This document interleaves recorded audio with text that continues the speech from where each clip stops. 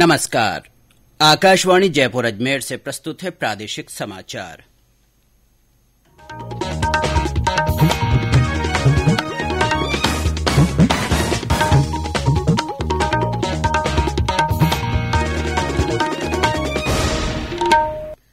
मुख्य समाचार।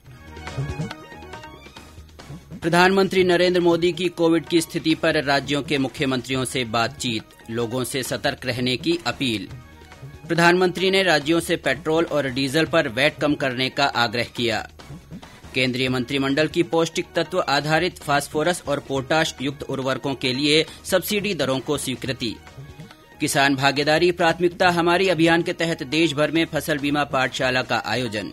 और प्रदेश भर में भीषण गर्मी और लू की चपेट में ज्यादातर जिलों में एक सप्ताह तक लू का असर बने रहने की संभावना।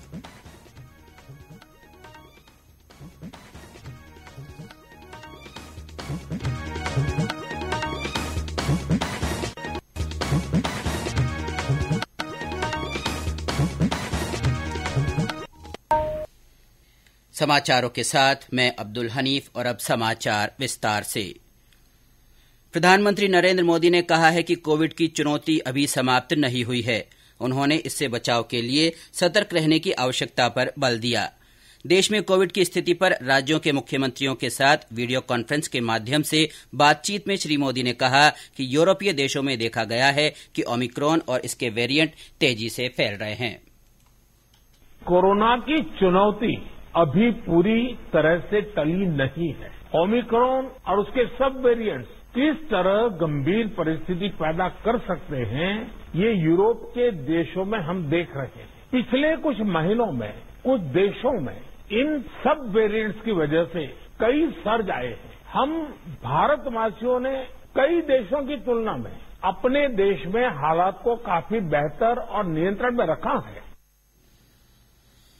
प्रधानमंत्री ने कहा कि प्रत्येक भारतीय के लिए गर्व की बात है कि देश में 96% वयस्क आबादी को कोविड का पहला टीका लग चुका है। श्री मोदी ने कहा कि कोविड से निपटने में केंद्र और राज्य सरकारों ने मिलकर काम किया है। प्रधानमंत्री ने राज्यों से पेट्रोल और डीजल पर वैट कम करने का आग्रह किया है। कुछ राज्यों ने करों में कटौती नहीं की है, इसलिए उनसे यह आग्रह किया गया है। प्रधानमंत्री ने कहा कि ऐसा नहीं करना लोगों के साथ अन्याय है। पेट्रोल और डीजल पर बढ़ते बोझ को कम करने के लिए केंद्र सरकार ने पिछले वर्ष नवंबर में उत्पाद शुल्क घटाया था। केंद्रीय मंत्रिमंडल ने खरीफ मौसम के लिए फास्फोरस और पोटाश युक्त उर्वरकों के लिए पौष्टिक तत्व आधारित सब्सिडी दरों की स्वीकृति दे दी है। मंत्रिमंडल की बैठक के बाद सूचना और प्रसारण मंत्री अनुराग ठाकुर ने संवाददाताओं को बताया कि पिछले वर्ष की तुलना में इस साल प्रति बोरी सब्सिडी की दर 50% से अधिक बढ़ाई गई है। कुल मिलाकर लगभग 61,000 करोड़ रुपए की सब्सिडी की स्वीकृति दी गई है। 2013-14 में फर्टिलाइजर सब्सिडी कुल मिलाकर 71,280 करोड़ थी, जो इस साल बढ़ाकर 1,62,184 करोड़ कर दी गई है। अगर मैं केवल आपको डीएपी का ही उदाहरण दूं तो 2020-21 में डीएपी के एक बैग के ऊपर 512 रुपए की सब्सिडी दी जाती थी, जिसको 5 गुना वृद्धि करके 2,501 रुपया इस वर्ष कर दिया गया है खरीफ के सीजन के लिए। श्री ठाकुर ने बताया कि मंत्रिमंडल ने प्रधानमंत्री street vendors Atmanirbhar Nidhi PM Svanidhi को दिसंबर 2024 तक बढ़ा दिया है। इस योजना के जरिए रेहड़ी पटरी वालों को बिना किसी जमानत के सस्ती दरों पर ऋण दिया जा रहा है। योजना के प्रभावी क्रियान्वयन के लिए 5,000 करोड़ रुपए रखे गए हैं। केंद्र सरकार ने केंद्रीय विद्यालयों में वर्ष 2022-23 के लिए प्रवेश के दिशा निर्देशों अनुसार सांसदों के सिफारिश कोटे को समाप्त कर दिया है। केंद्रीय विद्यालय संगठन केवीएस द्वारा सांसद कोटे सहित प्रवेश के लिए विशेष प्रावधान को अगले आदेश तक रोके जाने की कार्रवाई के एक सप्ताह बाद केंद्र सरकार का यह आदेश आया है। केवीएस प्रवेश विशेष अधिकार योजना के अंतर्गत एक संसद सदस्य को कक्षा 1 से 9वीं कक्षा में प्रवेश के लिए अपने निर्वाचन क्षेत्र के अधिकतम 10 छात्रों की सिफारिश करने का अधिकार मिला हुआ था। नीति आयोग में मुख्य कार्यकारी अधिकारी अमिताभ कांत ने कहा है कि देश के आकांक्षी जिलों में पिछले 4 वर्षों में प्रमुख विकास क्षेत्रों में महत्वपूर्ण प्रगति की है। इन जिलों में तेजी से हुए सुधार में जिला प्रशासन की टीमों के बीच साझेदारी और लगातार जनसंपर्क कार्यक्रमों ने महत्वपूर्ण भूमिका निभाई है। नई दिल्ली में आकांक्षी जिलों पर सहभागिता से समृद्धि विषय पर एक दिवसीय सम्मेलन के उद्घाटन अवसर पर श्री कांत ने कहा कि सरकारी डेटा संचालन के इस कार्यक्रम ने एक उत्कृष्ट उदाहरण पेश किया है और प्रमुख सामाजिक मानकों ने आकांक्षी जिलों की रैंकिंग में बदलाव लाने में महत्वपूर्ण भूमिका निभाई है। ये समाचार आकाशवाणी जयपुर अजमेर से प्रसारित किए जा रहे हैं। समाचार अभी और भी हैं, उससे पहले ये संदेश। कंपटीशन की अगर आप कर रहे हैं तैयारी, तो उनके लिए ऑल इंडिया रेडियो पर हम लाए हैं अभ्यास, एक ऐसा कार्यक्रम जिसमें आप पूछेंगे सवाल व्हाट्सएप नंबर 9289094044 पर, या फिर ईमेल करेंगे abhyas.airnews@gmail.com पर और हमारे विशेषज्ञ देंगे इसका जवाब। इस बार का विषय है सोशियोलॉजी। सवाल भेजने की अंतिम तारीख है 27 अप्रैल। आपका अभ्यास हमारा प्रयास।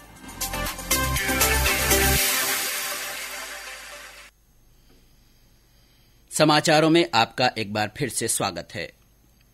किसान भागीदारी प्राथमिकता हमारी अभियान के तहत आज देशभर में फसल बीमा पाठशाला का आयोजन किया गया।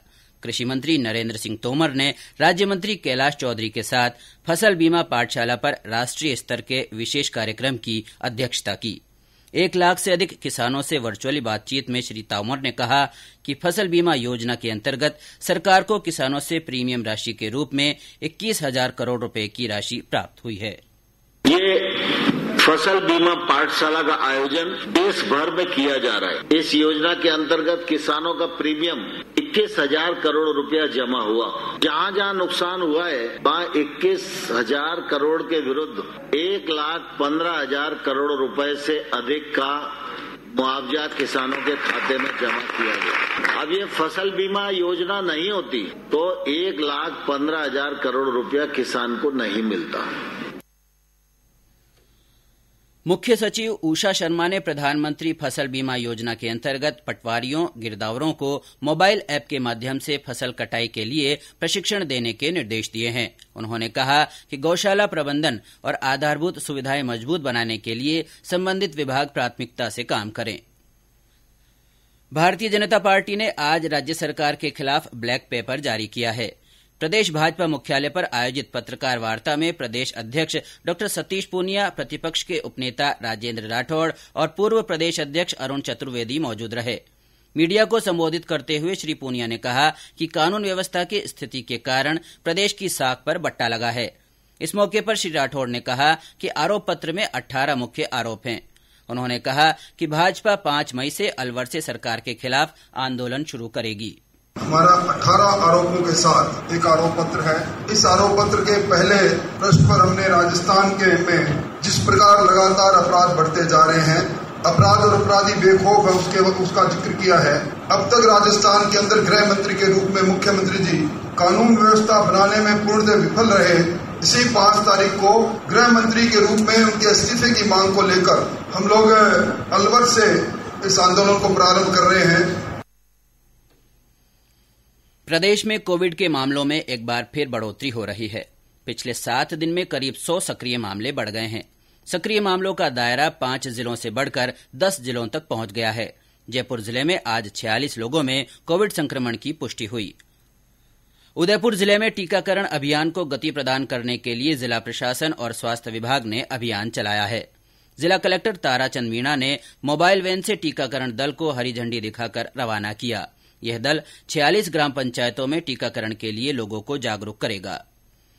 जैसलमेर जिले की पोकरण फील्ड फायरिंग रेंज में आज सेना और डीआरडीओ ने आकाश मिसाइल के एडवांस वर्जन का सफल परीक्षण किया। हवा से जमीन पर वार करने वाली ये मिसाइल लड़ाकू जेट से 18,000 फीट की ऊंचाई पर 50 से 80 किलोमीटर दूरी से लक्ष्य भेद सकती है।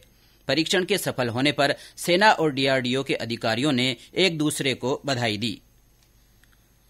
कोयला मंत्री प्रहलाद जोशी ने कहा है कि ताप विद्युत संयंत्रों के पास 2,15,50,000 टन कोयला भंडार उपलब्ध है। उन्होंने कहा कि ताप विद्युत संयंत्रों के पास लगभग 9 दिनों का स्टॉक उपलब्ध है। ये भंडारण प्रतिदिन के हिसाब से रहता है। श्री जोशी ने कहा कि कोल इंडिया के पास मिलकर लगभग 7,25,00,000 टन भंडारण उपलब्ध है। कोयला मंत्री ने कहा कि सरकार स्थिति की निगरानी कर रही है। देवली उनियारा विधायक हरीश चंद्र मीणा ने अघोषित बिजली कटौती के निराकरण की मांग को लेकर मुख्यमंत्री अशोक गहलोत को पत्र लिखा है। पत्र में बताया गया है कि ग्रामीण क्षेत्र में महज 8 से 10 घंटे ही बिजली आपूर्ति दी जा रही है। शहरी क्षेत्र में 3 से 4 घंटे के अंतराल में 2 से 3 घंटे की अघोषित बिजली कटौती की जा रही है। बिजली कटौती के कारण जल संकट भी गहरा गया है। बूंदी के केशोराय पाटन में पानी, बिजली और अन्य समस्याओं को लेकर भाजपा विधायक चंद्रकांता मेघवाल के नेतृत्व में प्रदर्शन किया गया। और अब मौसम। प्रदेश के ज्यादातर स्थानों पर भीषण गर्मी पड़ रही है और कुछ जिले लू की चपेट में है। आज बीकानेर 45.2 डिग्री सेल्सियस तापमान के साथ सबसे गर्म स्थान रहा। बाड़मेर में 45.1, श्रीगंगानगर में 44.7, चूरू में 44 और राजधानी जयपुर में 42.4 डिग्री सेल्सियस तापमान रिकॉर्ड किया गया। गर्मी के कारण अस्पतालों में मौसमी बीमारियों के मरीजों की संख्या बढ़ने लगी है। मौसम विभाग के निदेशक राधेश्याम शर्मा ने बताया कि ज्यादातर जिलों में लू का असर आगामी 1 सप्ताह तक बना रहेगा। अगले 1 सप्ताह की यदि बात करें, तापमान में और हल्की बढ़ोतरी हो सकती है। राजस्थान में हीट वेव का यह दौर अगले 4-5 दिनों तक लगातार जारी रहेगा। इस दौरान जोधपुर, बीकानेर, जयपुर संभाग, भरतपुर संभाग के जिलों में कहीं कहीं हीट वेव की परिस्थिति बनने की प्रबल संभावना है। एक और पश्चिमी विक्षोभ का प्रभाव भी 29 और 30 अप्रैल को देखने को मिलेगा। इस दौरान दोपहर के बाद जोधपुर संभाग, अजमेर संभाग और बीकानेर संभाग के जिलों में कहीं कहीं डस्ट स्टॉर्म के साथ में 30 से 40 किलोमीटर प्रति घंटा तक की अचानक तेज हवाएं भी चलने की संभावना है। चूरू में आज दिन भर लू की स्थिति बनी रही, जिससे आम जनजीवन प्रभावित रहा। करौली में तापमान 44 डिग्री के पार निकल जाने से जिले में पेयजल की समस्या उत्पन्न हो गई है। पेयजल किल्लत वाले स्थानों पर टैंकरों से पेयजल आपूर्ति की जा रही है। टोंक में तेज गर्मी के कारण बाजार सूने नजर आ रहे हैं। हमारे बीकानेर संवाददाता ने बताया कि जिले में भीषण गर्मी और लू के कारण सड़कें सूनी नजर आ रही है। राज्य सरकार ने खनन पट्टों से निकलने वाले खनिज पर देय राजस्व की वसूली के लिए 21 जिलों के 55 रॉयल्टी ठेकों की ई प्लेटफॉर्म पर नीलामी प्रक्रिया शुरू कर दी है। एक सरकारी विज्ञप्ति के अनुसार इससे पहले इसी माह 19 जिलों के 73 रॉयल्टी ठेकों की ई नीलामी प्रक्रिया आरंभ की जा चुकी है। बारां में अम्बेडकर सामुदायिक भवन में आज ब्लॉक स्तरीय स्वास्थ्य मेले का आयोजन किया गया। मेले का शुभारंभ विधायक पानाचंद मेघवाल ने किया। इस दौरान सीएमएचओ डॉक्टर संपतराज नागर ने बताया कि आमजन में असंचारी रोगों के प्रति जागरूकता पैदा करने के उद्देश्य से स्वास्थ्य मेले लगाए जा रहे हैं। दौसा जिले में बांदीकुई के मुही गांव के पास पहाड़ी वन क्षेत्र में आग लग गई है। हमारे संवाददाता ने बताया कि करीब 40 से 50 वनकर्मी आग बुझाने का प्रयास कर रहे हैं। स्थानीय ग्रामीण भी आग बुझाने में सहयोग कर रहे हैं। पुलिस के जवान भी मुस्तैद हैं।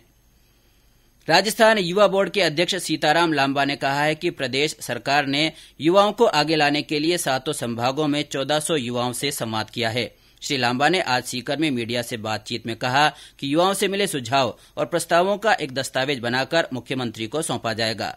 उन्होंने कहा कि युवाओं के लिए जयपुर में Rajiv Gandhi youth excellence centre बनाया जाएगा, जहां युवाओं के रहने और प्रशिक्षण की व्यवस्था होगी।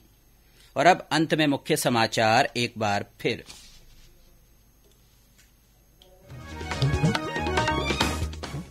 प्रधानमंत्री नरेंद्र मोदी ने कोविड की स्थिति पर राज्यों के मुख्यमंत्रियों से बातचीत की। उन्होंने लोगों से सतर्क रहने की अपील की।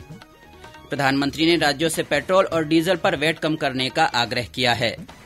केंद्रीय मंत्रिमंडल ने पौष्टिक तत्व आधारित फास्फोरस और पोटाश युक्त उर्वरक के लिए सब्सिडी दरों को स्वीकृति दी। किसान भागीदारी प्राथमिकता हमारी अभियान के तहत देशभर में फसल बीमा पाठशाला का आयोजन हुआ। और प्रदेश में भीषण गर्मी और लू की चपेट में ज्यादातर जिलों में 1 सप्ताह तक लू का असर बने रहने की संभावना है। इसी के साथ प्रादेशिक समाचार बुलेटिन समाप्त हुआ। नमस्कार।